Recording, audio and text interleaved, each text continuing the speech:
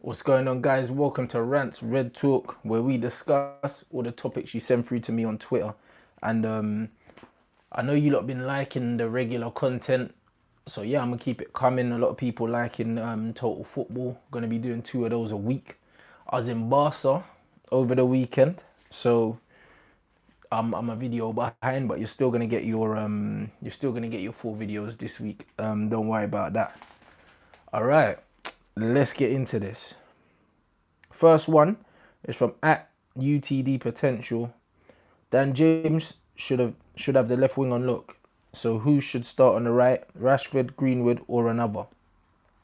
First of all, remember when man said on the Flex and Rant show that Daniel James was better than Marcus Rashford from the left? And Bear Man were chatting shit in the comments, and now look what's happened, bro. Like I love when something like that happens. Like with a few things, it takes a lot longer to catch on than others. Like obviously, like a lot of my views, people find controversial. I don't see them controversial because I see the game the way I see the game, innit? And for me, even when Daniel James wasn't scoring, he was getting goal scoring opportunities. He was winning fouls. He was causing all kinds of problems, and I seen it straight away, and I was like, yo, this guy's more effective than Rashford from the left. It's looking that way, bro. I think that left wing's on lock, and that cut inside and finesse, yeah, to the back post. He's done it too many times for it to be an accident now. He's done it too many times for it to be an accident. So big up fucking DJ, my guy. Again, don't get too carried away though. You know what I mean? I did say, guys, that he really, like, he shouldn't have been coming in and starting straight away. And that kind of shows the level that we're at the moment. But saying all that, sometimes you just have man that just grab their chance by the scruff of the neck, man. And Dele Alli, Maddison, like these are men that have played outside of the top flight and come into the top flight and taken to it like a duck to water. And it looks like Dan James could be doing that. Don't get too carried away. I say could be doing that because you just never know. He could be having a purple patch like Jesse had a purple patch, and then he could fizzle out. But all signs are showing me that it's looking real deliberate what he's doing right now. So for me, I'm starting Greenwood on the right. You man already know how I feel about Rashford's form.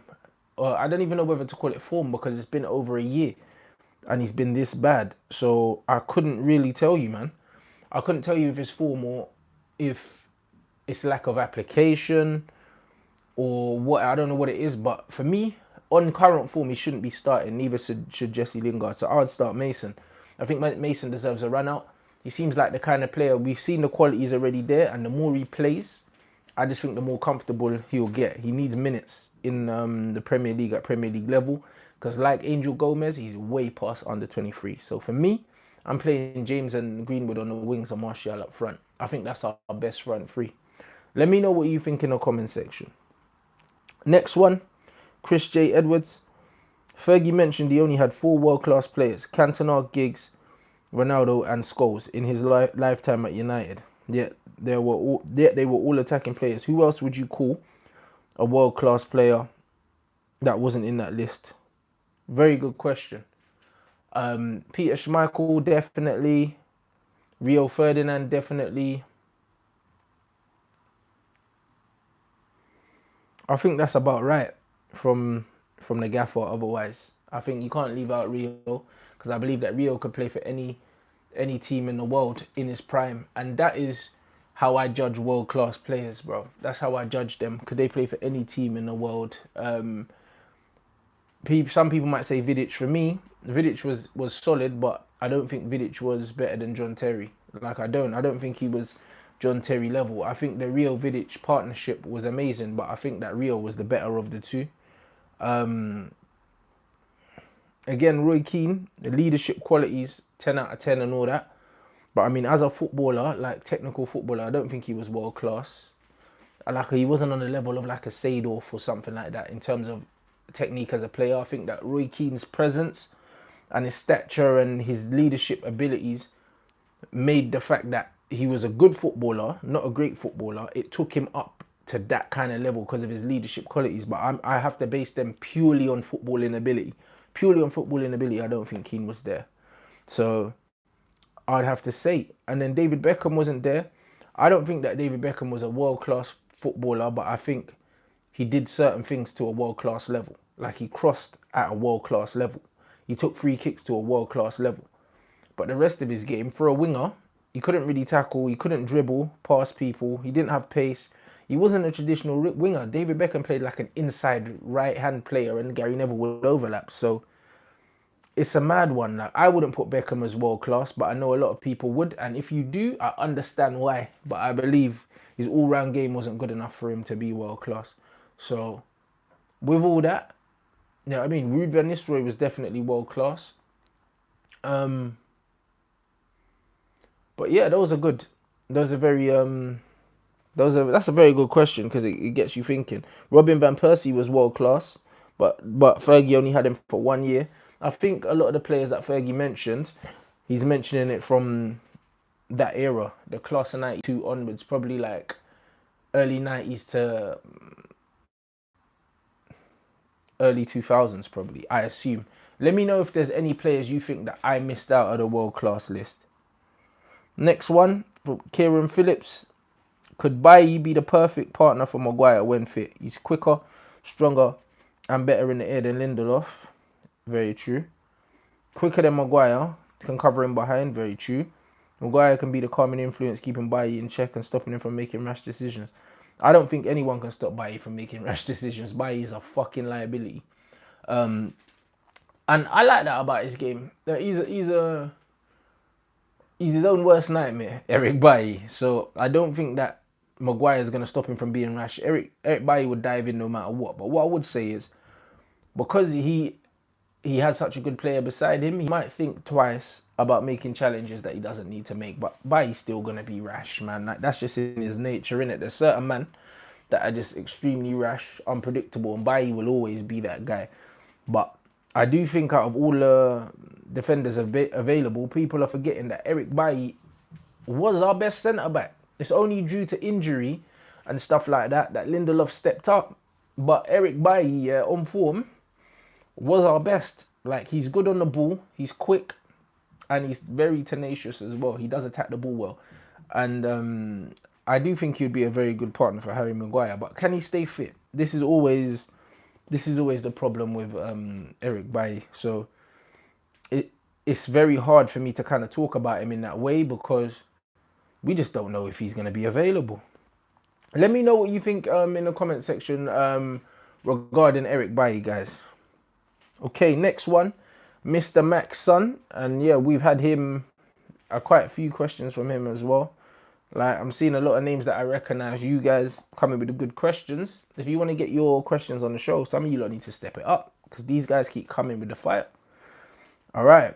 Do you think we can move forward as a club without a director of football? Absolutely not. I saw something that I retweeted the other day, a stat, and I think we're only 1 of 4 teams, yeah, without a DOF or something of that ilk in the top. Is it the top 2 leagues in England? I think it's the Championship and...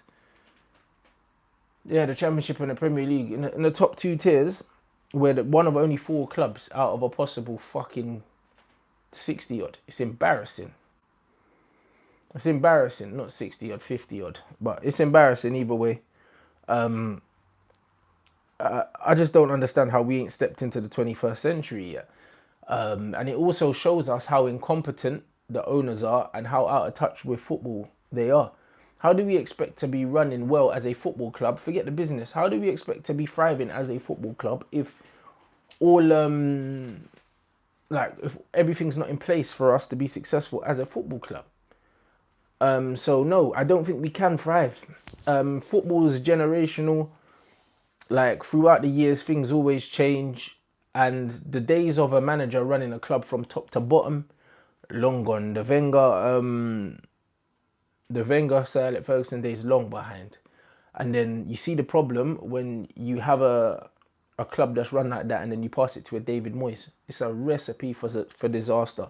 So I think that we need to get a director of football, move into the 21st century, and only then will United stand a fighting chance of securing certain players, because I do believe that we can get certain men. It's just that we're not talking to the right people, because we saw with the Pepe to Arsenal, with Arsenal not having no money to spend and them doing the installments and all these other things, it shows that there's certain players that we could get, and there's certain deals that we could do if we had the right people in charge. That Raul Bre there is doing an absolute mazza for Arsenal at the moment, and I just think we need someone of that ilk with them contacts also. Because when you look back in the day, managers used to come over with their little black book. It's just like LVG could pick up the phone, call Bastian Schweinsteiger, call fucking Thomas Muller and them, man. Like LVG managed some of the best footballers of that era.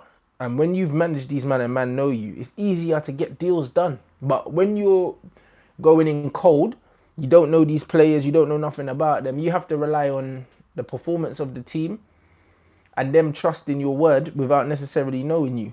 And right now at United, there's nothing to trust because it looks like we don't have a direction. So I think that a DOF is exactly what we need to move forward. Without that, we're going to be stuck in mediocrity, guys. Let me know what you think in the comments. At Ryan Alhamo, it says, would you go back to 4-4-3? What? 4-4-3. I think he means 4-3-3 and play Fred, or stay on 4-2-3-1 and play Angel. It depends on who we're playing. If we're playing against a top 6 team or something like that, then I'm happy to see a Matic, Fred, Pogba, or a McTominay, Fred, Pogba, and Pogba in a more advanced role.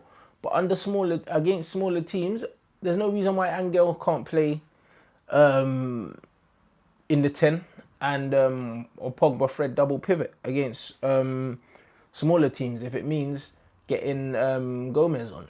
There's no reason. I think that we have to adapt that depending on who we're playing. I feel like we paid way too much respect to these smaller teams.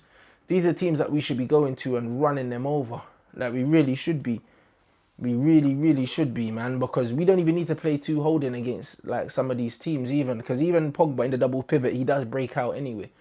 If Fred stayed as the deeper one, Pogba drove forward to link up with Angel, we could end up playing with like 2 8s against the smaller teams. There's no reason why, especially at home against the smaller teams, man can't play like with 2 8s or an 8 and a 6, an 8 and a 10. We don't need 2 holding players. Let me know what you think on that situation, but for me, I think that we're way too cautious. The next one says, oh, Angel Gomez FC. Looking at Blind and Depay, do you think we will regret not holding on to them like Maureen did with KDB and Salah? I don't think we'll regret holding on to them to the extent that KDB and Salah didn't thrive. I don't think it's one of them situations, but the proof is in the pudding, innit? Like Memphis was always talented. I always liked Memphis. I always liked him. He's strong, he's skillful, he's quick. He's got 2 good feet, and he's just very confident. And actually, we've seen now that Memphis has been allowed to kind of express himself. Not only is he doing it in the French league, but man's doing it in the Champions League. So people can't say, oh yeah, Farmers League and that, because man's doing it in the CL too. And when you look at his goal involvement, goals scored, goals assisted, I think that he would thrive in an Oli system that's more attack based and that shows a lot of confidence in younger players. I think he would have thrived. And then my main concern with the Daily Blind thing was, remember when we sold him, I was fuming. I said, how are you gonna fucking sell our only ball playing centre half and then complain that you need a ball playing centre half?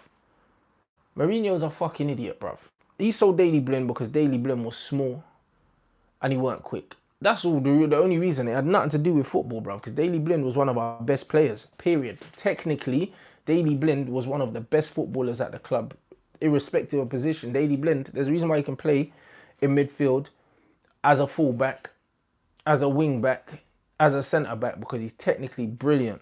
Technically brilliant. So, getting rid of him and then bringing in Lindelof, I don't think we upgraded. I don't think Lindelof's better than Daily Blind. I don't. I really don't. So, like, when you're getting rid of a Daily to bring in another ball playing midfielder, I mean centre back who isn't particularly good in the air either, we might as well have had Daily Blind, because Daily Blind's better on the ball. So I don't know. It's just one of them ones, and that's not me slagging off Lindelof. That's me rating Daily Blind very highly as a footballer. I always have from the LVG days. You man could even look back old videos. I've always rated Daily Blind. Always rated him. So I miss him for sure. Let me know what you think in the comment section, guys. All right, Mr. Red Devil. Rants Red Talk. The other day on the Flex and Rant show, you mentioned that Ollie could be the fall guy. I've been feeling this since his arrival. With the departures, it's becoming clear. Do you think he will pave the way for the next man to come in and purchase what we need? Possibly. The reason why I say that is because his numbers are horrific. When you look at Ollie's numbers, it's embarrassing, isn't it? Right, when man are getting sacked at Watford with better stats than Ollie, that tells you all you need to know. And I have to be fair. With what Ollie's working with, the style of football and the results are not good enough, bro. And I said the same thing about Maureen, bro. So I have to keep the same energy for Solskjaer. I think with the players that he's got available, there's no way you should be drawing with Southampton. Like, there's no way. You've got good enough players there to do something. You're not making changes at the right time. You're leaving out the wrong players. You're starting the wrong players. All these things man have to take responsibility for. And I think that Ollie could end up falling on his own sword. And it could be, I don't want to say a blessing because that's not the right word, but it could be like the catalyst for a proper rebuild. Because right now he's getting rid of the right players. Whether he'll be allowed to take the club forward and sign the replacements is yet to be seen, because we've got a tough run of games coming up, and there's a very good chance here that if we don't come out on the right side of that, there's going to be a lot of pressure on him, and a lot of the fans are going to turn on man. Like, I do believe that there's a possibility that that could happen, because he was already starting to lose some of the fans towards the end of last season. But we'll just have to see, man. But apart from Poch, if Poch ain't available, I don't see where we go. And that might be Ollie's only saving grace.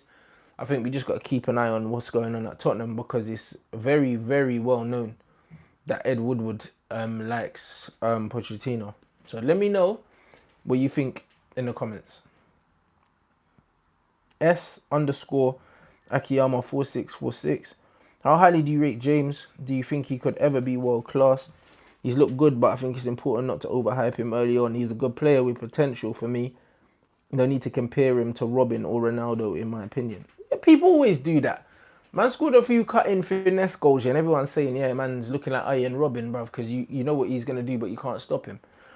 If James does this for the whole season and bags 25 goals, then I could get carried away, guys. That's what I always say. Like, still not Ian Robin thing, because Ian Robin's longevity was a joke.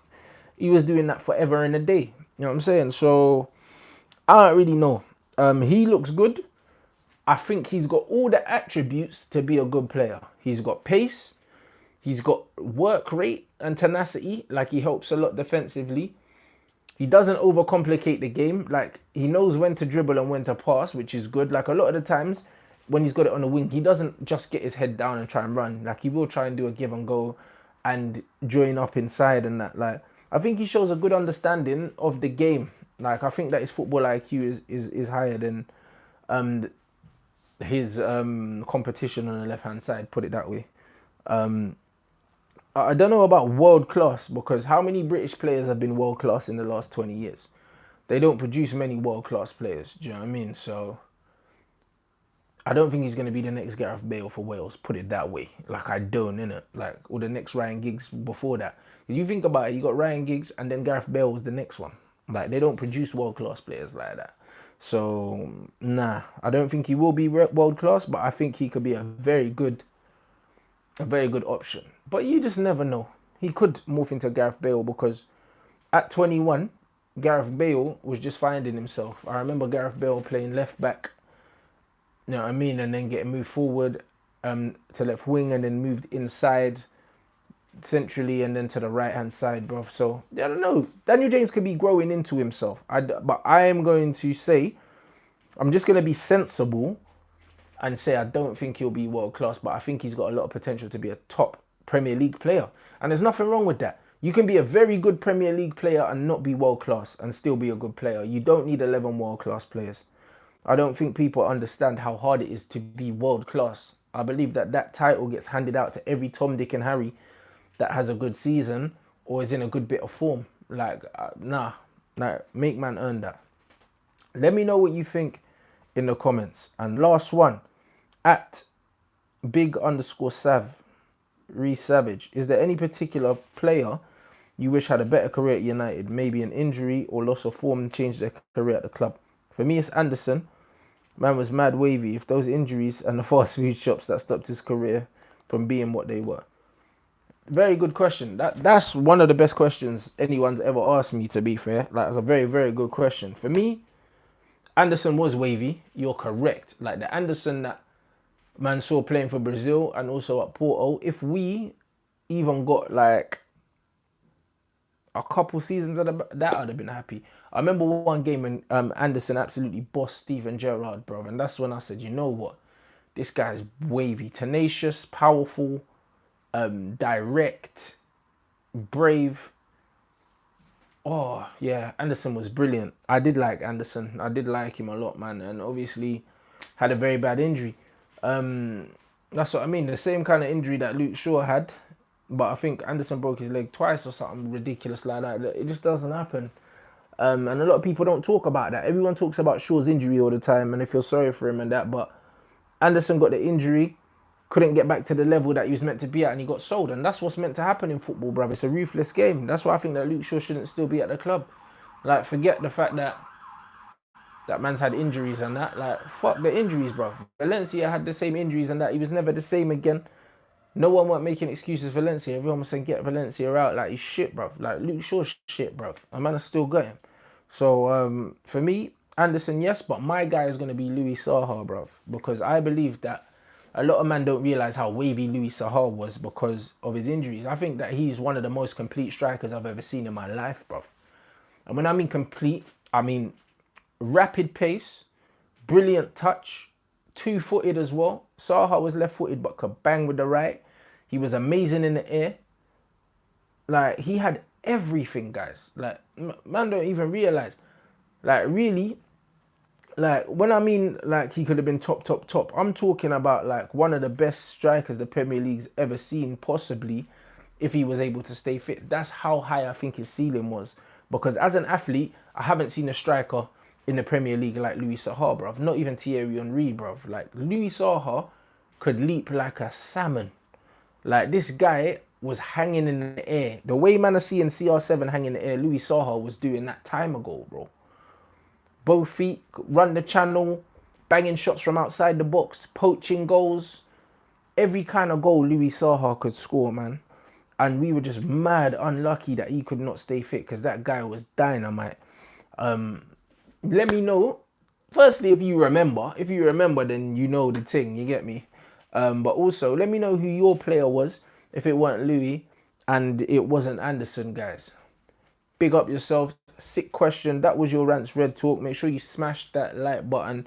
Also, make sure you follow me on Twitter and Instagram at Rants and Bants. And my questions for Total Football I'm going to be doing on Instagram. So make sure you follow the Instagram, watch the Insta story, and I'm going to put the question out, and then you can send me your questions and I'll pick the best 10 for Total Football. So, as always, guys, it's been a pleasure, and man, will catch you up soon. And also, the Flex and Rant show's coming out tomorrow morning at 8. Mark's doing a FIFA ratings on the channel this afternoon, so Flex and Rant show's been pushed back to the morning. All right, big up.